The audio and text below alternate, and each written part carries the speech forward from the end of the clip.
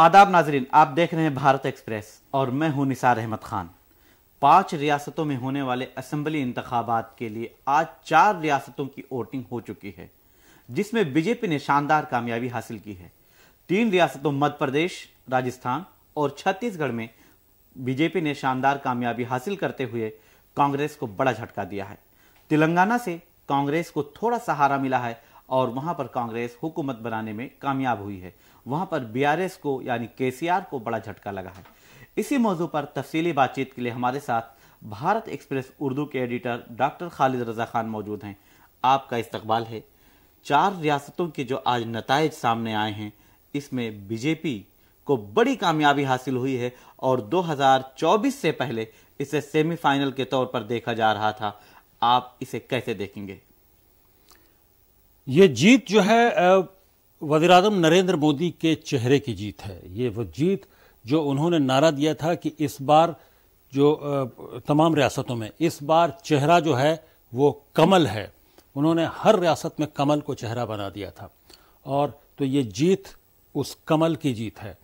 तो अब कुल मिलाकर इसके अलग अलग फैक्टर्स हैं। तमाम जो रियासतें हैं, चाहे वो राजस्थान की बात करें, चूँकि 5 रियासतों में इलेक्शन हुए जिनमें 4 का नतीजा आ गया है आज, तो सब सारे रियासतों में फैक्टर अलग अलग हैं, लेकिन एक कॉमन जो चीज़ है जो लैंडस्लाइड विक्ट्री की तरफ ले गया बीजेपी को, वो है जो वज़ीर-ए-आज़म नरेंद्र मोदी का जो सबका साथ, सबका विकास, सबका विश्वास, और उसके अलावा जो बार बार वो जिस तरह से कांग्रेस को और तमाम अपोजिशन को कटघरे में खड़ा करते रहे और अपनी सरकार की जो हुसूलियाबियाँ हैं उसको गिनवाते रहे, और उसके बाद फिर आखिर में ये बोलते रहे कि किसी भी इन तीनों रियासतों में, छत्तीसगढ़ में, मध्य प्रदेश में और राजस्थान में, इसमें कहीं भी उन्होंने चेहरा नहीं रखा था। उन्होंने हर जगह यही बात कही कि इस बार चेहरा कमल है।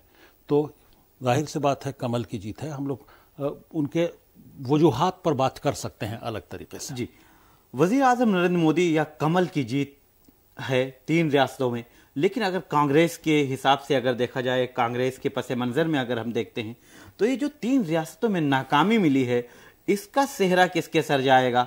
इसका जिम्मेदार कौन होगा? आला कमान या रियासती जो लीडरान हैं, जो स्टेट में वजीर आला के ओहदेदार थे, वो जिम्मेदार हैं? देखिए, इसमें दोनों जिम्मेदार हैं। इसमें कई फैक्टर्स हैं। राजस्थान से अगर हम बात की शुरुआत करें तो राजस्थान में कांग्रेस के अंदर पूरी रियासत जान रही थी, पूरा मुल्क जान रहा था कि कांग्रेस के अंदर क्या चल रहा है।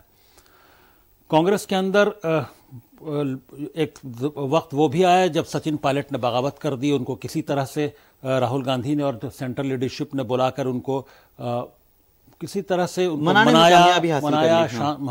में कामयाबी हासिल की, उनको शांत किया। फिर वो अपना मेन स्ट्रीम में उसमें लगे, रियासत में एक्टिव हुए।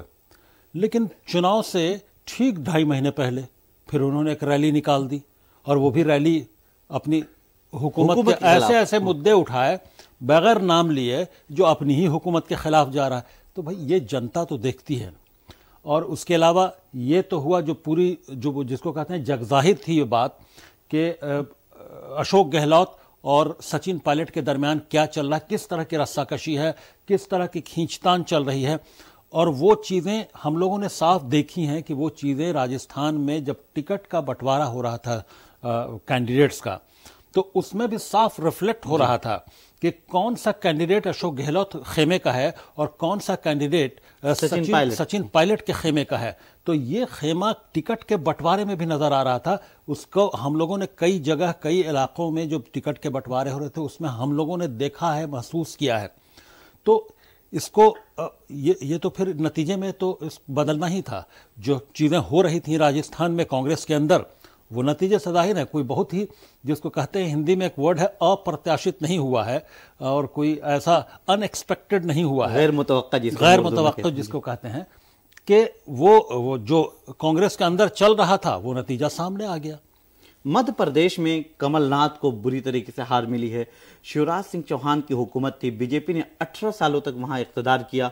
एंटी इनकम्बेंसी की बात कही जा रही थी, तमाम दावे खारिज हो गए और बीजेपी ने इतनी बड़ी जीत हासिल की है। 164 सीटें उसको मिली हैं और कांग्रेस जो है वो काफी सिमट गई है, बल्कि उसको सिर्फ 65 सीटों से इक्तिफा करना पड़ा है, इसका जिम्मेदार कौन है?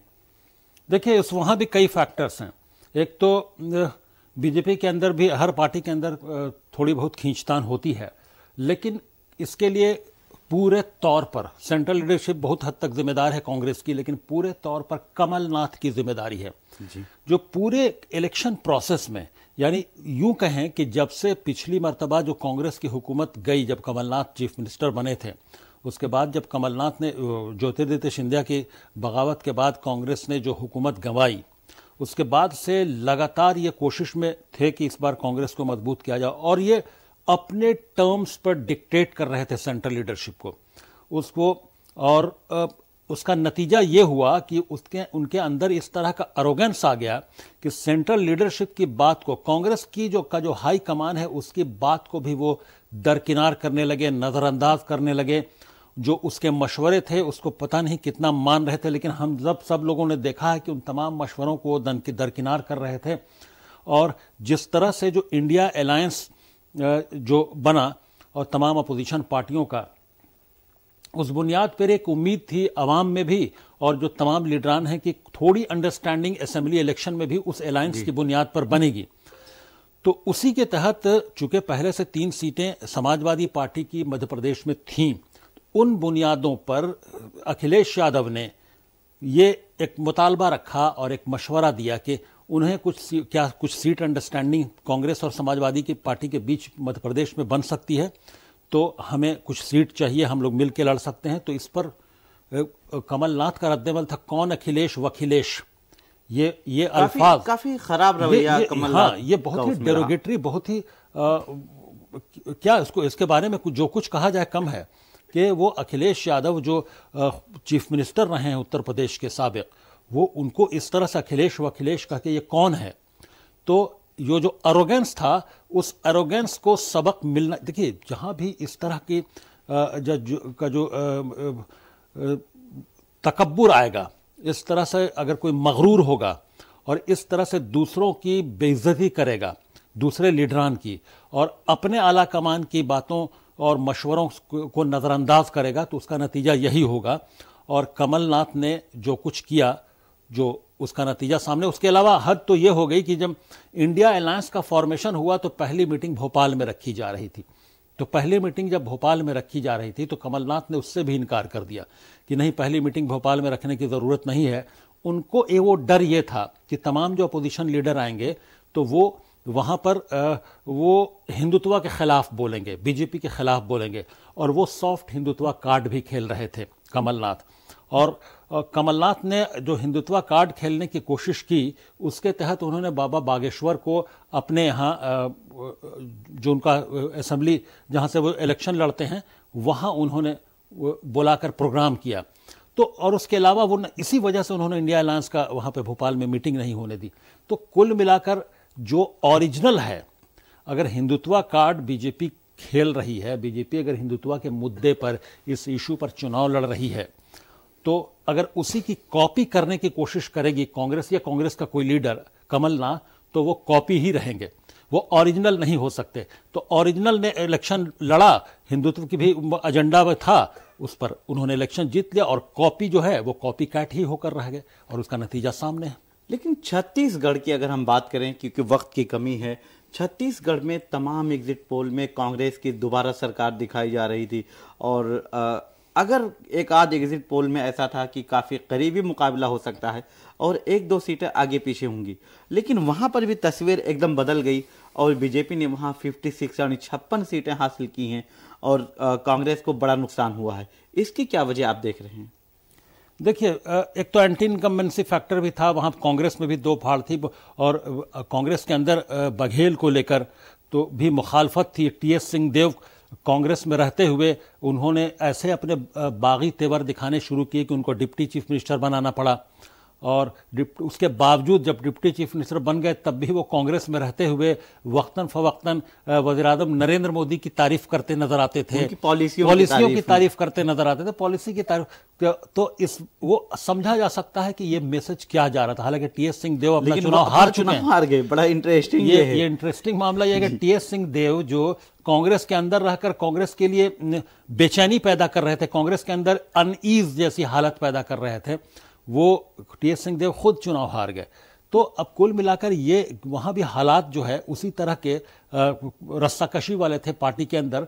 तो उसका वो भी नतीजा सामने है छत्तीसगढ़ में। अब बात तेलंगाना की अगर की जाए तो तेलंगाना में ये एक तो एंटी इनकम्बेंसी फैक्टर था बीआरएस का, बहुत 10 साल का वक्फा हो चुका था, और इस बार अच्छी तरह से कैंपेन ले जाने में कांग्रेस कामयाब रही। ये नहीं भूलना चाहिए कि वही कांग्रेस बार बार हर मीटिंग में ये बोलती थी, कांग्रेस के लीडर्स भी बोलते थे कि जिस पार्टी ने तेलंगाना रियासत बनाया, सोनिया गांधी ने उसकी इजाजत दी, और कांग्रेस के रिजीम में कांग्रेस ने बनाने में एक्टिव रोल प्ले किया तेलंगाना के, और वो वहाँ कभी हुकूमत नहीं कर पाई। अगर कांग्रेस ने जिस विजन के साथ तेलंगाना रियासत बनाने की बनाया था, अगर उसी विजन के साथ वो हुकूमत में रहती तो तेलंगाना की सूरत कुछ और होती, तेलंगाना की तरक्की कुछ और होती। बीआरएस ने तो डुबा दिया, तो कांग्रेस को एक मौका ज़रूर दिया जाए, चूँकि हमने जब तेलंगाना रियासत बनाई है उसके लिए हमने मुतहर्रिक होकर काम किया है, तो यकीनी तौर पर हम वो उस विजन के साथ आगे जाएंगे। और ये कैंपेन उनका काम कर गया वहां पर। और उसके अलावा कांग्रेस ने मेहनत भी काफ़ी की है। एंटी इनकम्बेंसी फैक्टर था, करप्शन के बहुत सारे चार्जेस थे रहे लगातार केसीआर की हुकूमत पर।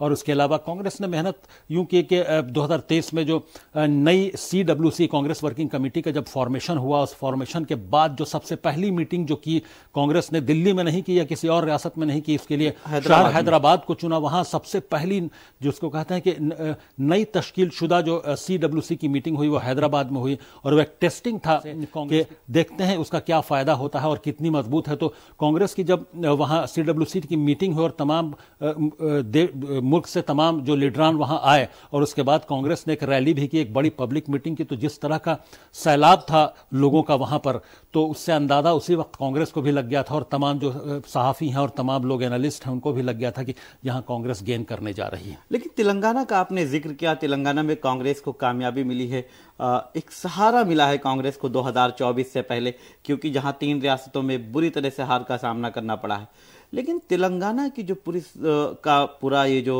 इंतखाबी रुझान था, उसमें पहले से वाज़ेह तौर पर दिखाई दे रहा था कि कांग्रेस को कामयाबी मिलेगी, और तमाम एग्जिट पोल में भी सामने आया था। 1-2 एग्जिट पोल में आया था कि बीआरएस और कांग्रेस में टक्कर होगी या बीआरएस की भी हुकूमत बन सकती है, लेकिन कांग्रेस को ज़्यादातर एग्जिट पोल ने कामयाब दिखाया था और इख्तिदार के करीब पहुंचा दिया था। कांग्रेस को वहां कामयाबी मिल गई। दीगर रियासतों में ऐसे क्या वजह रही कि एग्जिट पोल से अलग नताइज सामने आए? देखिए, मैंने एग्जिट पोल पर बात की थी। एग्जिट पोल कोई बहुत परफेक्ट नतीजे को नहीं बताता है। एग्जिट पोल में आजकल का वोटर इतना स्मार्ट हो गया है, वो पहले के वोटर्स की तरह नहीं है। वो अपनी हक़ राय दही को भी समझता है, उसकी कॉन्फिडेंशियलिटी को भी समझता है, और वो जानता है कि अपने हक़ राय दही को वो सेगैरात बनाकर कैसे रखा जाता है। ये उनका आईनी हक भी है कि जो किसको वोट देते हैं और किसको वोट देकर बाहर आ रहे हैं, और उसको राज बनाकर रखना है, क्योंकि ये उनका हक है। तो जब कोई एजेंसी के लोग जब किसी बूथ के बाहर ये एग्जिट पोल के लिए लोगों से बात कर रहे हो तो कि आपने किसको वोट दिया, तो वो ये भी जानता है वो वोटर कि हमने किसको वोट दिया है, ये तो मेरा हक है, ये मेरा कॉन्फिडेंशियल हक है, तो हम इनको क्यों बताएं। वो कई बार वोट किसी और को देता है, बता किसी और का नाम देता है, और इस तरह से जो वोटिंग जो एग्जिट पोल करने वाली एजेंसियां हैं और उनके लोग हैं वो खुद मिसगाइडेड हो जाते हैं, और उनकी रिपोर्ट उसी बुनियाद पर तैयार होती है। और समझा जा सकता है कि अगर एक बड़ी तादाद वोटरों की इस तरह से अगर स्मार्टली प्ले कर रही है और स्मार्टली एक्ट कर रही है, तो उसका नतीजा एग्जिट पोल के पर कैसे पड़ेगा। डॉक्टर साहब, आखिरी सवाल की ये जो तमाम नतायज 4 रियासतों के नतायज आए हैं, 3 में बीजेपी ने शानदार कामयाबी हासिल की है, तेलंगाना ने कांग्रेस को सहारा दे दिया है, इसमें 2024 का जो इलेक्शन है उससे पहले इस नतायज का क्या असर हो सकता है और आप कैसे देखेंगे? देखिए, इंडिया अलायंस के लिए एक बड़ा झटका जरूर है। अब इंडिया अलायंस ने हालांकि एक फौरी और हंगामी मीटिंग बुला ली है कि अब जल्द से जल्द वो बैठकर पूरी नतीजे को एनालिसिस करना चाहते हैं और आगे ये वो डैमेज कंट्रोल कैसे हो इस पर मंथन करना चाहते हैं, इस पर सर जोड़कर बैठकर कुछ स्ट्रेटजी बनाना चाहते हैं। और बीजेपी के हौसले इसलिए बुलंद हैं कि बीजेपी को लग रहा है कि ये सेमीफाइनल था, जो इस तरह से कहा भी जा रहा था कि ये 2024 का एक सेमीफाइनल है।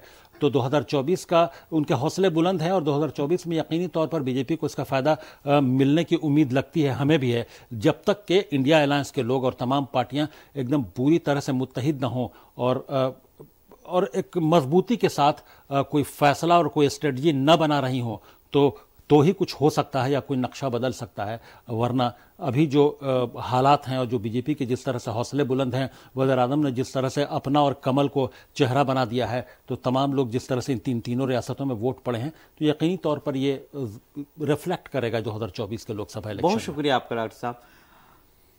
3 रियासतों में बीजेपी की कामयाबी और एक में कांग्रेस की कामयाबी के बाद इसे सेमीफाइनल के तौर पर पहले से देखा जा रहा था। अब 2024 से पहले बीजेपी के हौसले मजीद बुलंद हो गए हैं और कांग्रेस समेत जो अपोजिशन जमातें हैं या इंडिया अलायंस है, उनको इस पर नए सिरे से बैठकर सोचना होगा और तबादले ख्याल करना होगा और अपनी हिकमत अमली तैयार करनी होगी। तभी वो वज़ीर आज़म नरेंद्र मोदी की मकबूलियत के सामने 2024 में टिक सकते हैं या मुकाबला करने की हिम्मत जुटा पाएंगे। आप देखते रहें भारत एक्सप्रेस और हमें दें इजाज़त। इस तरह की खबरें हम आप तक पहुंचाते रहेंगे।